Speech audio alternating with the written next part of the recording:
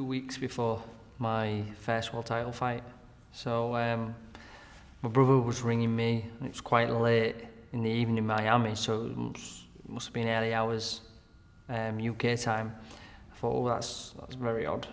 Obviously answered the phone to him, told me that my dad passed away, which was a massive shock. But I mean, he was ill,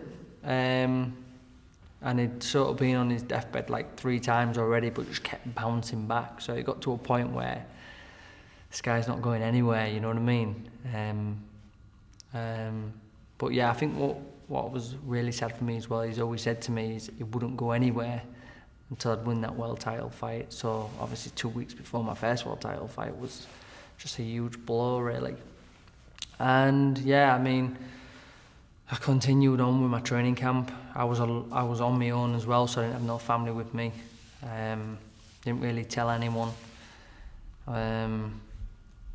Continued training, trying to keep focused in my boxing and trying to switch off from the rest. And you know, sometimes when I was thinking about it, I'd start having panic attacks and things like that, and start getting out of breath and really panicking a little bit, which for me, I've never done anything like that before. So it's really unusual for me to act like that. But then again, I'd never had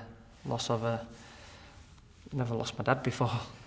So yeah, I mean, I just carried on going. I didn't grieve because I couldn't let myself grieve, because I had this world title fight to focus on. Had the world title fight, and then I think seconds after the fight, I finally broke down and told someone, and sort of just crying and just got it out of me, really. And then the next day, I sort of didn't want to go back home, because then I know if I go back home, I've got to see all the family and face the music, really, which I didn't really want to do. But yeah, I mean, it was a long time. The first Christmas there, I was burning on the inside with a lot of aggression, a lot of anger, and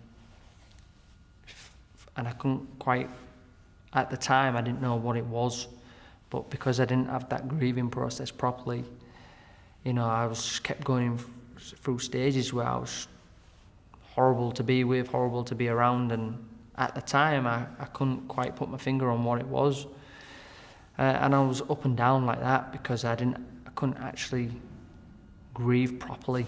And you know, that sounds a bit strange, but I think because I'd holded it in so much, subconsciously I didn't realise that I wasn't letting it out, and to get it out of my system and properly grieve and all that type of things, the process you go through, I holded it all in, and that was causing me horrible pains and burning sensations on the inside. And I found out way down the line that obviously it was grieving problems.